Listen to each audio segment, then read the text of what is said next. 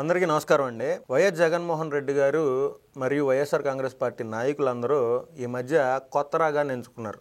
ఏది పొగాకు రైతులు పర్యటనకి వెళ్ళి వర్జీనియా పొగాకు అన్నాడు, నల్లబర్లి పొగాకును పట్టుకొని కేజీ 36,000 అన్నాడు. అది అయిపోయింది. ఇక్కడ మహిళల మీద దాడులు చేయటం ఇది అయిపోయింది.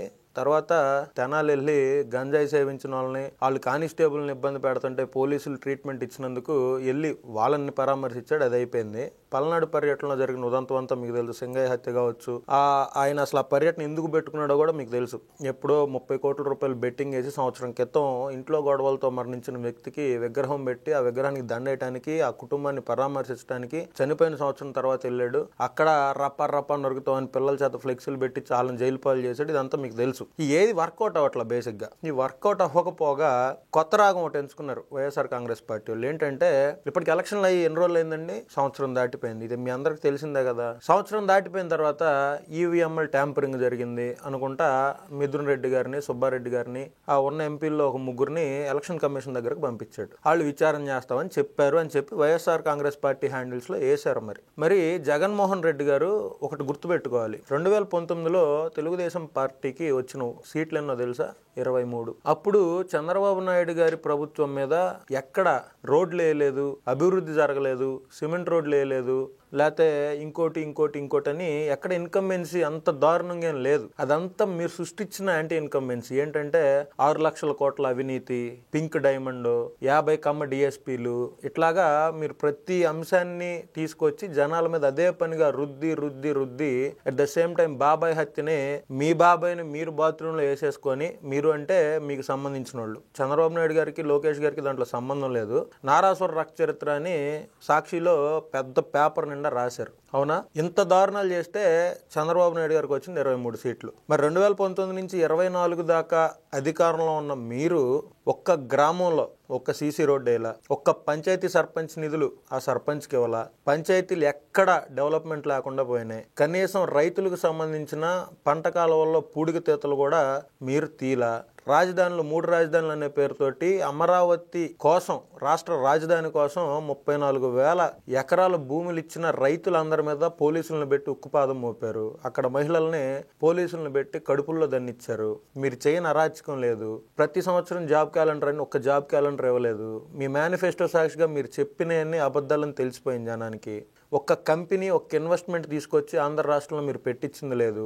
ఒక్క ప్రైవేట్ కంపెనీ మంచిది వచ్చి ఆంధ్ర రాష్ట్రంలో ఎస్టాబ్లిష్ అయిందే లేదు. మీరు ఇచ్చిన ఒక్క ప్రైవేట్ ఉద్యోగం లేదు, గవర్నమెంట్ ఉద్యోగం లేదు. ఇన్ని దారుణాలు చేస్తే ల్యాండ్ టైటిలింగ్ యాక్ట్ అది అని ఋషికొండకి గుండు కొట్టి 500 కోట్లు పెట్టి మీరుంటానికి ప్యాలెస్ కట్టుకుంటే జనాలందరూ నిజాలు తెలుసుకొని స్వచ్ఛందంగా వచ్చిన యాంటీ ఇన్కంబెన్సీ అది. ప్రజల్లో స్వచ్ఛందంగా మీకులాగా నారాసుర రక్త చరిత్ర అని చెప్పి జనాలందరినీ మ్యానిపులేట్ చేసి గవర్నమెంట్ మీద యాంటీ ఇన్కంబెన్సీ తీసుకురాలా.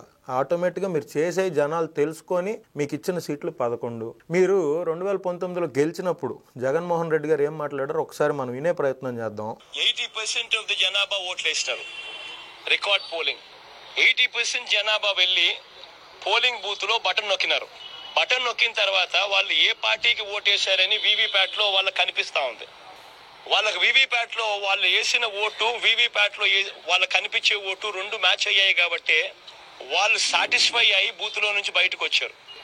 ఈ 80% మంది ఎవరైతే ఓటేశారో ఎవడు కంప్లైంట్ చేయాల, ఏ ఓటరు కూడా కంప్లైంట్ చేయాల. ఇప్పుడు నేనున్నాను, వెళ్ళి నేను ఫ్యాన్ గుర్తుకు నేను నొక్కిన తర్వాత వీవీప్యాట్ లో నాకు సైకిల్ గుర్తు కనిపిస్తే నేను ఎందుకు గమ్మనుంటాను కదా. బూత్ లో అక్కడే నేను గొడవ చేసిండు, బూత్ లోనే వెంటనే కంప్లైంట్ లాంచ్ చేసిండు, బూత్ లోనే అని చేసిండు కదా. అట్లా ఏ పార్టీకి ఎవరన్నా కానీ ఇలా ఓటేసిన తర్వాత వీవీప్యాట్ లో వేరే పార్టీకి ఓటేసినట్టుగా ఎవరికి కనిపించలేదు కాబట్టి 80% మంది జనాభా ఓట్లేసిన ప్రతి ఒక్కరూ సాటిస్ఫై అయ్యి ఎటువంటి బూత్లో కానీ, బూత్లో కంప్లైంట్ ఇవ్వడం కానీ, పోలింగ్ ఆఫీసర్ దగ్గర కంప్లైంట్ ఇవ్వడం కానీ ఎటువంటి ఎక్కడ జరగల. ఇది జగన్ గారి మాటలు విన్నారు కదా. 80% మంది ఓట్లేసిన ప్రతి వాళ్ళు ఈవీఎంలోకి వెళ్ళి బటన్ నొక్కితే వాళ్ళకి వీవీప్యాట్లో స్లిప్ కనపడింది. ఏ ఒక్క ఓటర్ కూడా ఫ్యాన్ గుర్తు కోటెత్తే సైకిల్ గుర్తు కనపడలేదు, ఏ ఒక్క ఓటర్ కూడా సైకిల్ గుర్తు కోటెత్తే ఫ్యాన్ గుర్తు కనపడలేదని జగన్మోహన్ రెడ్డి గారు చెప్పిన మాటలు ఇయ్యే కదా. మీరు అన్నారు కదా. మరి 2019లో ఇది న్యాయమైనప్పుడు 2024లో ఇది న్యాయం అని మీకు ఎందుకు అనిపించట్లేదు? ప్రతిపక్ష హోదా కూడా లేకుండా 151 సీట్ల అప్రతిహతమైన విక్టరీ తర్వాత 11 సీట్లకు మీరు పడిపోయారంటే మీరు ఎంత దారుణంగా రాష్ట్రాన్ని పరిపాలించారు? మీకు ఎందుకు అర్థం కావట్లేదు? మరి ఇప్పుడు 2024లో జరిగిన ఎలక్షన్లో ఆంధ్ర రాష్ట్రంలో ఉన్న ప్రతి ఒక్క ఓటరు వెళ్ళి ఓటేశాడు. సేమ్ ప్రాసెస్ అప్పుడేం జరిగిందో ఇప్పుడు అదే జరిగింది. ఈవీఎంలోకి వెళ్ళి సైకిల్ గుర్తు నొక్కితే వాళ్ళకి ఫ్యాన్ స్లిప్ కనపడితే వాళ్ళు రచ్చరచ్చ చేస్తారు కదా బూత్ లో. ఇప్పుడు ఆంధ్ర రాష్ట్రంలో ఉన్న ఏ ఒక్క ఓటర్ అయినా, ఓటేసిన ఓటర్ అయినా వచ్చి ఏమండి నేను ఈవీఎంలో పలానా సింబల్ కొట్టాను, నాకు అది కనపడకుండా వేరే సింబల్ కనపడుతుందండి వివిప్యాట్లో కంప్లైంట్ ఇచ్చారు ఎలక్షన్ కమిషన్కి? లేదే హిందూపురంలో ఒక బూత్ని తీసుకొచ్చి ఆ బూత్లో ఇన్ని ఓట్లు ఉంటే ఒకే ఒక్క ఓటు వైసీపీకి పోలేంది, మిగిలిన మొత్తం ఇండిపెండెంట్ అభ్యర్థికి ఎలా పోలవుతాయని చెప్పి వైఎస్ఆర్సీపీ గొడవ చేస్తుంది.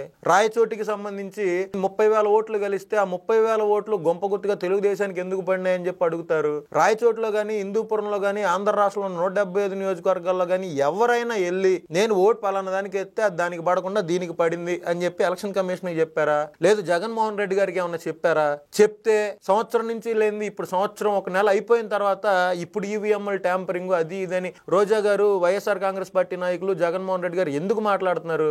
మిథున్ రెడ్డి గారు, వైవి సుబ్బారెడ్డి గారు వెళ్ళి ఎలక్షన్ కమిషన్ కలిసి ఏం మాట్లాడతారు? ఇప్పుడు ఎలక్షన్ జరిగింది, అయిపోయింది. ఎలక్షన్ తర్వాత రిజల్ట్ వచ్చేటప్పుడు కౌంటింగ్ బూత్ లో మీకు సంబంధించిన నాయకులు ఉన్నారు కదా, అక్కడ తేడా వస్తే అక్కడే గొడవ చేస్తారు కదా మీ నాయకులు. మరి 175 నియోజకవర్గాల్లో ఎక్కడైనా పలానా బూత్ లో పలానా కౌంటింగ్ దగ్గర పలానా కట్లో తేడా వచ్చింది అని చెప్పి ఏ ఒక్క వైఎస్ఆర్ కాంగ్రెస్ పార్టీకి సంబంధించిన వ్యక్తి అన్న వచ్చి జగన్మోహన్ రెడ్డి గారికి చెప్పారా? లేదా అక్కడ ఉన్న లోకల్ ఎమ్మెల్యే క్యాండిడేట్ కి చెప్పారా? ఎక్కడా జరగలేదు కదా. ఒకవేళ జరుగుంటే అప్పటికప్పుడు అక్కడ కలెక్టర్ గారికి చెప్పేవాళ్ళు కదా.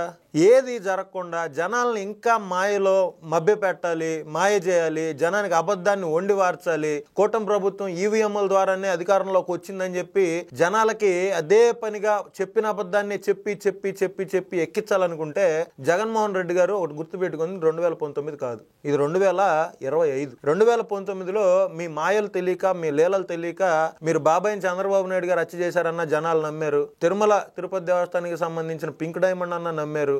6 లక్షల కోట్ల అవినీతి అన్న జనాలు నమ్మారు. నేను ప్రతి సంవత్సరం జాబ్ క్యాలెండర్ ఇస్తానంటే కుర్రోళ్ళందరూ మిమ్మల్ని నమ్మారు. అమరావతి రాజధానిగా ఉండిద్దంటే అమరావతి ప్రాంత రైతులు కూడా మీకే ఓట్లేసి మీ ఎమ్మెల్యేలను అక్కడ గెలిపించారు. మీరు ఒకసారి అధికారంలోకి వచ్చిన తర్వాత ఒక్క ఛాన్స్ అంటే ఇచ్చారు. మీకు 151 సీట్ల అప్రతిహతమైన అధికారాన్ని ఇచ్చారు.